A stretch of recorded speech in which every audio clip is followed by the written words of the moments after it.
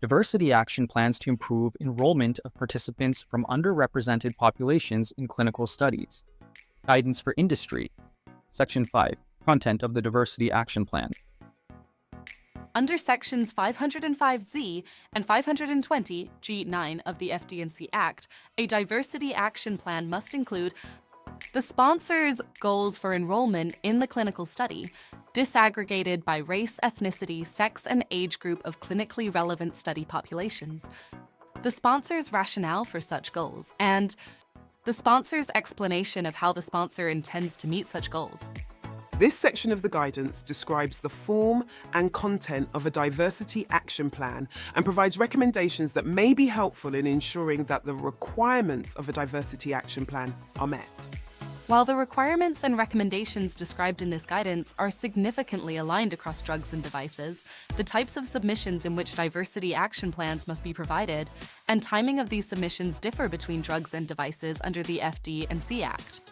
These different submission types may reflect different stages of the overall clinical development program for a medical product, and each type of submission is governed by unique statutory and regulatory requirements, as well as different administrative considerations and review practices. As such, some of the requirements and recommendations for diversity action plans differ for device submissions compared to drug submissions. Part A, Enrollment Goals. A diversity action plan must include the sponsor's enrollment goals for a clinical study, disaggregated by the race, ethnicity, sex, and age group of the clinically relevant study population. Sponsors must present their enrollment goals across subsets of the population with these demographic characteristics. For example, for race, Asian, Black, African American, etc. These demographic characteristics are summarized in Table 1. Generally, enrollment goals should be informed by the estimated prevalence or incidence of the disease or condition in the U.S. intended use population for which the medical product is being studied. FDA recognizes that in some cases, increased enrollment that is greater than proportional of certain populations may be needed to elucidate potential clinically important differences in drug or medical device response between subsets of the study population. A rationale must be provided for the proposed enrollment goals, including when such goals may deviate from the estimated prevalence or incidence of a disease or condition in the intended use population. Sponsors must provide in the Diversity Action Plan a description of the general approach and rationale, which should include methodology used to derive target enrollment goals.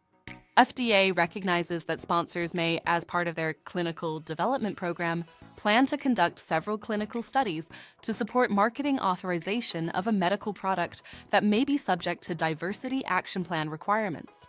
In such cases, the sponsor's enrollment goals specified in the Diversity Action Plan for each study should consider how individual clinical studies may fit into an overall clinical development program for the medical product, that is, for a particular indication or intended use, and how such individual studies should help generate data representing the clinically relevant population's demographic characteristics consistent with the incidence or prevalence in the disease population for the program.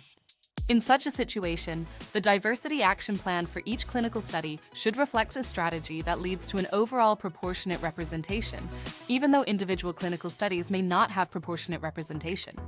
FDA recognizes that certain development programs, for example rare diseases, may include a single small pivotal study. Despite enrolling a representative population in that study, participant numbers may be small, potentially precluding the detection of any differences in safety and effectiveness across the study population, should they exist, or limiting the sponsor's ability to conduct a robust assessment of observed differences. However, consistent representative enrollment may provide opportunities for hypothesis generation and further study. Whenever possible, sponsors should utilize appropriate available sources. For example, certain registries that are reasonably expected to be demographically representative, publicly available epidemiological surveys, published literature, etc., to obtain information about the estimated prevalence or incidence of the disease or condition across the affected population by race, ethnicity, sex, and age group. When using non-publicly available sources, for example, electronic health records, certain registries, or other privately held information sources to derive incidence prevalence estimates, sponsors should provide the rationale for the approach, a synopsis of the analysis used, and citations for the source for these data. The estimated prevalence or incidence of the disease or condition by demographic characteristics in the US, population for which the medical product is being investigated, should generally inform enrollment goals.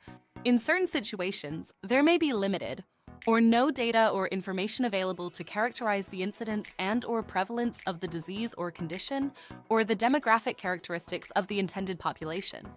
In these circumstances, sponsors should consider the following or other approaches to setting enrollment goals and should provide the rationale for the approach used. For a disease or condition where the prevalence, incidence, and distribution in the population by demographic characteristics are known, there may be situations where for a subset of that disease or condition, this information is unavailable or has other limitations precluding its use for the purposes of goal setting. For example, there may be information regarding the distribution of the intended use population by the demographic characteristics of race, ethnicity, sex, and age group for cholangiocarcinoma, but such information may be unavailable for the subset of cholangiocarcinoma for which the medical product is intended, such as cholangiocarcinoma with an FGFR2 fusion. When evaluating a medical product in such a subset of a disease or condition, it may be acceptable to use prevalence and incidence information for the broader disease and base enrollment on the demographic characteristics of that broader disease population. For example, the enrollment goal for a study of FGFR2 mutated cholangiocarcinoma cancer could be based on prevalence or incidence information for cholangiocarcinoma.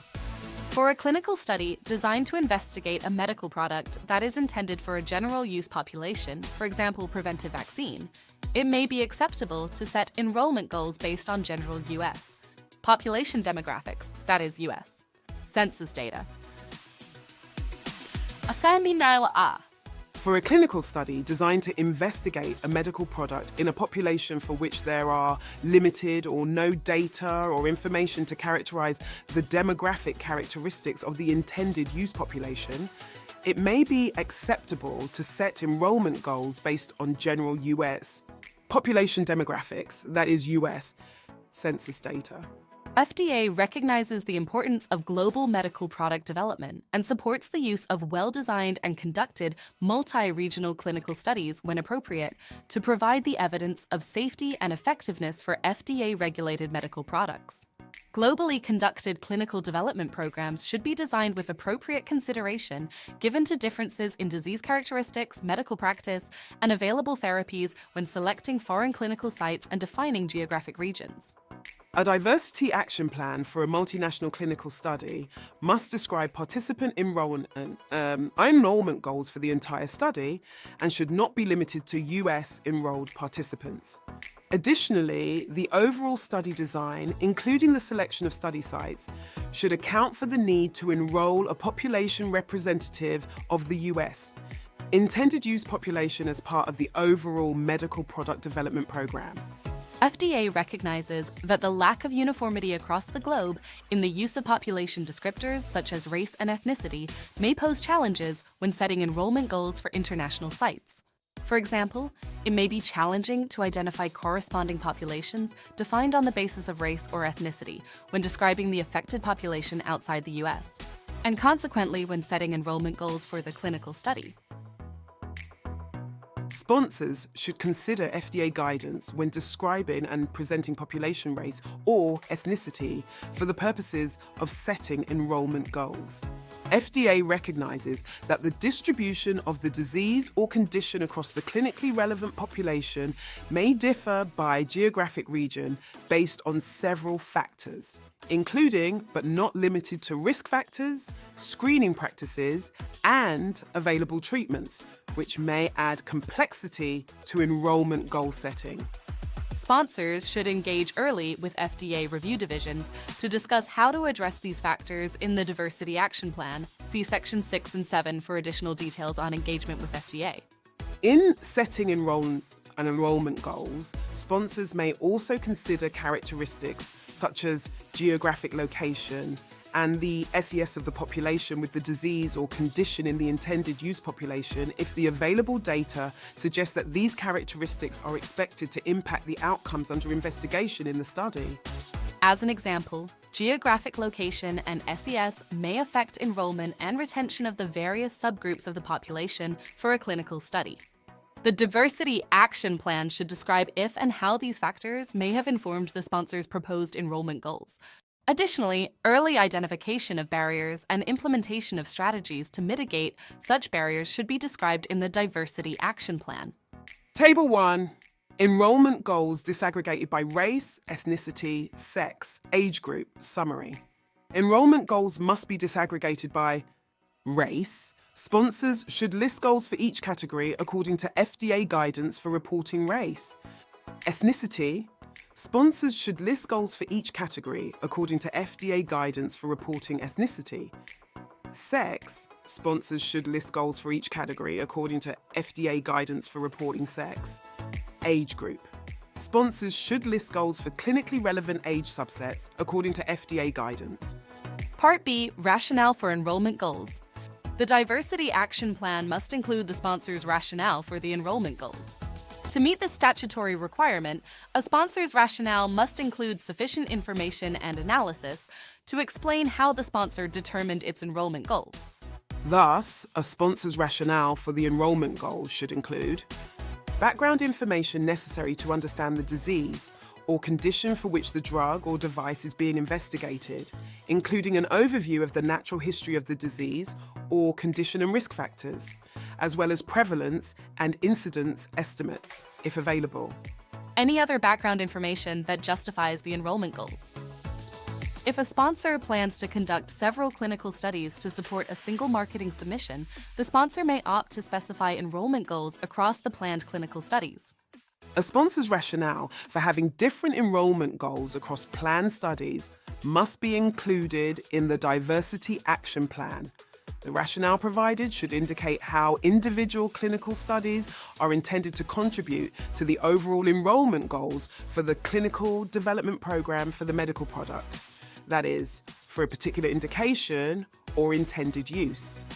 Additionally, for drugs, the rationale should describe data and information that suggest a potential for differential safety and effectiveness of the investigational drug across the clinically relevant population, such as possible differences in PK or pharmacodynamics, PD. Sponsors should also describe available data regarding differences in PK, PD, safety, or effectiveness. For example, by sex, age, or by genetic variations, which may be more prevalent in certain racial and ethnic populations that impact drug metabolism or susceptibility to adverse reactions in the Diversity Action Plan. Additionally, sponsors should describe, as applicable, the relevancy of other population level or individual characteristics that available data suggest have an impact on the clinical outcomes. For example, SES, geographic location, comorbidities. Sponsors should include citations for the sources of data and information, for example, epidemiological databases, registries, etc., upon which rationales for enrollment goals are based. For devices, the rationale for enrollment goals should describe data and information about the potential for differential safety and effectiveness of the device across the clinically relevant populations. Sponsors should also describe available data regarding differences expected to impact safety or effectiveness. For example, by sex, age, or by genetic variations, which may be more prevalent in certain racial and ethnic populations that are expected to impact clinical outcomes or susceptibility to adverse events. Additionally, sponsors should describe, as applicable, the relevance of other population-level or individual characteristics that available data suggest may have an impact on the clinical outcomes, for example, SES, geographic location, comorbidities. Data on relevant factors for device performance. For example, phenotypic anatomical, technological, or biological factors should be evaluated to characterize any differential effects across a diverse population by the relevant demographic characteristics. The rationale should describe how the sponsor considered the available information when setting the enrollment goals. For example, variations in skin pigmentation that may exist across a diverse population that can affect the performance of certain devices would be a relevant attribute to consider when describing the available data and information in the intended use population. Sponsors should include citations for the sources of data and information, for example, epidemiological databases, registries, etc., upon which rationales for enrollment goals are based. Part C, measures to meet enrollment goals. The Diversity Action Plan must include an explanation of how the sponsor plans to meet the specified enrollment goals.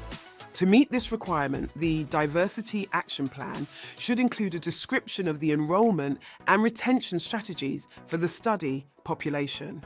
FDA recognizes that inequities in clinical study access and participation for certain populations occur within the context of broader healthcare inequities.